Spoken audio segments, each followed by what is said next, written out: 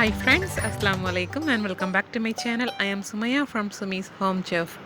Friends, பொதுவாகவே வாழைப்பழம் நல்லா பழுத்துடுச்சுன்னா யாருமே சாப்பிட விரும்ப மாட்டாங்க. அது வேஸ்ட்டாக தான் போகும். ஸோ அந்த மாதிரி அதை வீணாக்காமல் அதை வச்சு ஒரு சூப்பரான டேஸ்டியான ஸ்வீட் வந்து எப்படி ரெடி பண்ணுறது அப்படிங்கிறத பார்க்க போகிறோம்.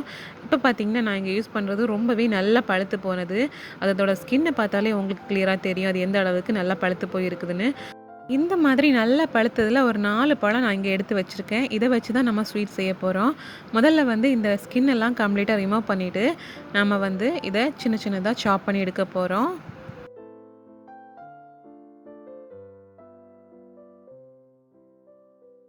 அண்ட் வாழைப்பழம் பார்த்திங்கன்னா நான் இங்கே நேந்திரம் பழம் யூஸ் பண்ணுறேன். அதாவது யாத்தம் பழம் அப்படின்னு சொல்லுவோம்.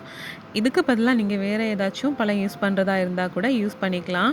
பட் இந்த பழம் தான் கொஞ்சம் நல்லா டேஸ்ட் வந்து அதிகமாக இருக்கும் சாப்பிட்றதுக்கு. இதை இப்போ இந்த மாதிரி நாம் 2ஆக டிவைட் பண்ணி அதை திருப்பியும் இந்த மாதிரி க்ராஸாக வந்து கட் பண்ணிவிட்டு சின்ன சின்ன க்யூப் சைஸில் நம்ம கட் பண்ணி எடுத்துக்கலாம் எல்லாத்தையும்.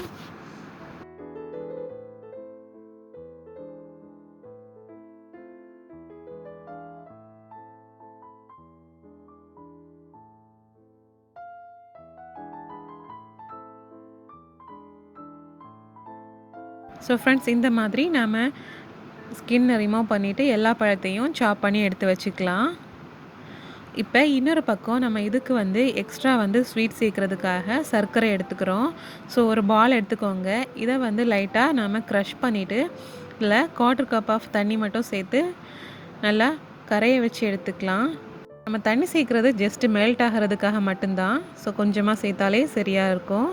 இப்போ இது நல்லா வந்து மெல்ட் ஆகி கம்ப்ளீட்டாக இந்த மாதிரி கரைஞ்சி வந்ததுக்கு அப்புறமா நம்ம இது தனியாக எடுத்து வச்சுக்கலாங்க. இன்னொரு பக்கம் ஒரு கடாயில் 2 டேபிள் ஸ்பூன் அளவுக்கு நெய் விட்டுக்கலாம். நெய் சூடானதும் நாம் சின்ன சின்னதாக சாப் பண்ணி வச்சுருக்கோம்ல வாழைப்பழம், அதை சேர்த்து நாம் கிளற ஆரம்பிக்கலாம். ஸோ இந்த நெய்யில் வந்து அது கொஞ்சம் கேரமலைஸ்ட் ஆகி வர்றது வரைக்கும் இந்த மாதிரி நாம் கிளறிட்டே இருக்கணும். இப்போ பார்த்தீங்கன்னா ஓரளவுக்கு அந்த பனானா வந்து நல்லா கேரமலைஸ்ட் ஆகி வந்திருக்கு பாருங்கள். லைட்டாக வந்து அந்த ப்ரௌன் கலர் வந்து தெரியுது. ஸோ இந்த ஸ்டேஜில் வந்து நாம் இதில் தேங்காய் சேர்க்க போகிறோம். தேங்காய் பார்த்திங்கன்னா அரை முறி தேங்காய், அதாவது ஹாஃப் கோகோனட், அதை வந்து இந்த மாதிரி துருவி சேர்க்குறோம். ஸோ இதையும் சேர்த்து வாழைப்பழத்தோட நல்லா கலந்து விட்டுக்கோங்க. இந்த மாதிரி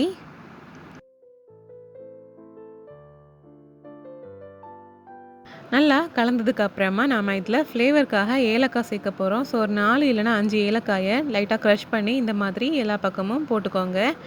இப்போ இதையும் நல்லா மிக்ஸ் பண்ணி விட்டுக்கலாம். ஒரு வாட்டி நல்லா மிக்ஸ் பண்ணி விட்டதுக்கு அப்புறமா நம்ம வந்து இதில் அவல் சேர்க்க போகிறோம். ஆனால் இங்கே வந்து 3/4 கப் அளவு எடுத்துக்கிறேன். ஸோ அவளையும் சேர்த்துட்டு ஒரு வாட்டி நல்லா ஈவனாக எல்லா பக்கமும் மிக்ஸ் ஆகிறது மாதிரி கலந்து விட்டுக்கோங்க. இப்போ இதில் நாம் கரையை வச்சு எடுத்துருக்கோம்ல சர்க்கரை பாகு, அதை வந்து வடிகட்டி இதில் சேர்த்துக்கலாம். சேர்த்துட்டு நாம் இதை வந்து கொஞ்ச நேரம் வேக வச்சு நல்லா வறண்டு வர்றது வரைக்கும் குக் பண்ணி எடுத்துக்கணும். அதாவது நாம் வந்து இதில் சேர்த்துருக்க அந்த பாகையெல்லாம் அந்த அவல் அண்ட் தேங்காயெல்லாம் கம்ப்ளீட்டாக அப்சர்வ் பண்ணி ட்ரையாக வரும். ஸோ ஃபைனலாக வந்து இந்த மாதிரி ட்ரையாக இருக்கணும் பாருங்கள். ஸோ இந்த மாதிரி வந்ததும் நம்ம ஸ்டவ்வை ஆஃப் பண்ணிவிட்டு இன்னொரு பக்கம் வந்து ஒரு அடுப்பில் தண்ணி வச்சுக்கோங்க. 2 கப்பு தண்ணி, அதில் தேவையான அளவுக்கு உப்பு சேர்த்துக்கோங்க. இப்போ இந்த தண்ணி வந்து நல்லா கொதிச்சு வரட்டும். இன்னொரு பக்கம் ஒரு பாத்திரத்தில் 1 கப்பு அரிசி மாவு, அதாவது பச்சரிசி மாவு வறுத்தது எடுத்துக்கிறேன். இடியப்ப மாவு தான்.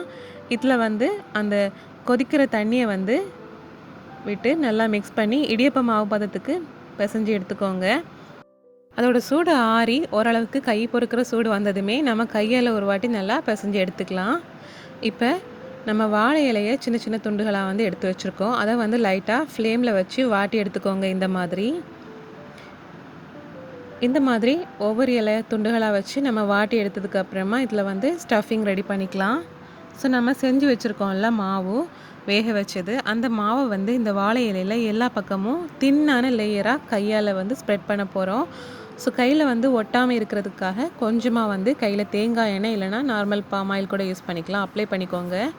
இப்போ வந்து அதில் கொஞ்சமான போர்ஷன் மாவு எடுத்து எல்லா பக்கமும் இந்த மாதிரி ஸ்ப்ரெட் பண்ணி விட்டுக்கோங்க. ரொம்பவே தின்னான லேயராக ஸ்ப்ரெட் பண்ணால் தான் சாப்பிட்றதுக்கு ரொம்பவே நல்லா இருக்கும்.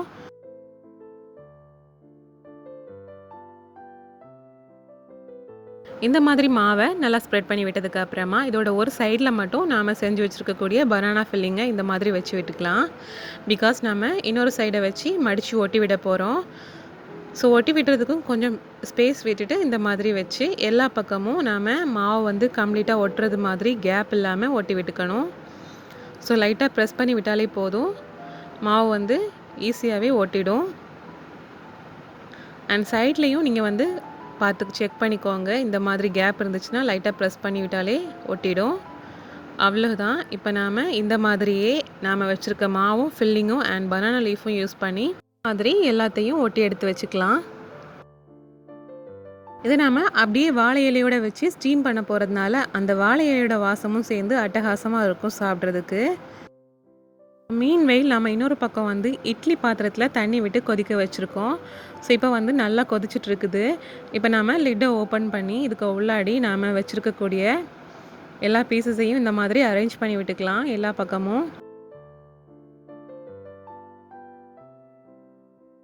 கம்ப்ளீட்டாக அரேஞ்ச் பண்ணதுக்கு அப்புறமா இப்போ லிட்டை வச்சு கேர்ஃபுல்லாக வந்து ஏர் வெளியே போகாத மாதிரி க்ளோஸ் பண்ணிக்கோங்க. இப்போ இதை ஒரு 20 மினிட்ஸ்க்கு மட்டும் மீடியம் ஃப்ளேமில் நம்ம ஸ்டீம் பண்ணி எடுத்துக்கலாம். ஆஃப்டர் 20 மினிட்ஸ் நாம் இப்போ லிட்டை ஓப்பன் பண்ணி பார்க்குறோம். ரொம்பவே சூப்பராக வாசமாக இருக்குது ஓப்பன் பண்ணும்போதே. அண்ட் ரொம்ப அழகாகவே குக் ஆகி வந்திருக்குது. இதை இப்போ ஓரளவுக்கு சூடு ஆறுனதும் நாம் சர்விங் பிளேட்டுக்கு எடுத்து மாற்றிடலாம். இந்த ஸ்வீட்டை மட்டும் வீட்டில் சாப்பிட்டு பார்த்தாங்கன்னா கண்டிப்பாக நம்பவே மாட்டாங்க. இதை நீங்கள் வந்து ரொம்பவே பழுத்து போன அந்த வாழைப்பழத்தில் செஞ்சதுன்னு அவ்வளோ டேஸ்டியாக இருக்கும். அதில் அவல் தேங்காயெல்லாம் சேர்த்துருக்கிறதுனால சியூ பண்ணி சாப்பிட்றதுக்கும் சூப்பராக இருக்கும். ஸோ ஃப்ரெண்ட்ஸ், நீங்களும் மறக்காமல் ட்ரை பண்ணி பாருங்கள். இப்போ நாம் அதில் ஒரே ஒரு பீஸை மட்டும் எடுத்து ஓப்பன் பண்ணி பார்க்கலாம். அண்ட் நான் இதை இப்போ கட் பண்ணி உள்ளாடி உள்ள ஸ்டஃபிங் வந்து எப்படி இருக்குன்னு காமிக்கிறேன்.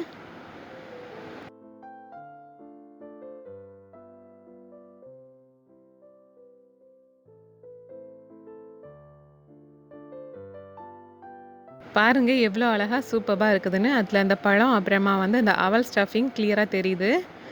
இதில் நம்ம ஜாக்ரீஸ் ஃப்ளேவர் சேர்த்துருக்கிறதுனால இது இன்னும் டேஸ்ட்டாக இருக்கும். பட் நீங்கள் வந்து ஒயிட் சுகர் சேர்க்குறதா இருந்தால் கூட சேர்த்துக்கலாம். ஸோ அவ்வளோதான், ஒரு ஹெல்த்தியான சூப்பரான ஒரு ரெசிபி நாம் வந்து லெஃப்ட் ஓவர் பனானா வச்சு செஞ்சுருக்கோம். ஸோ கண்டிப்பாக உங்கள் எல்லாருக்கும் இந்த ரெசிபி பிடிச்சிருக்கும் நம்புகிறேன். அப்படி பிடிச்சிருந்துச்சுன்னா வீடியோக்கு மறக்காமல் லைக் போடுங்க, ஷேர் பண்ணுங்கள், கமெண்ட் பண்ணுங்கள். இன்னும் இன்ட்ரெஸ்டிங்கான ரெசிபிஸ் அண்ட் வ்ளாக்ஸ் பார்க்குறதுக்கு என்னோடய சேனலை மறக்காமல் சப்ஸ்கிரைப் பண்ணிக்கோங்க. இந்த நாள் இனிய நாளாக அமையட்டும். தேங்க்யூ ஸோ மச் ஃபார் வாட்சிங்.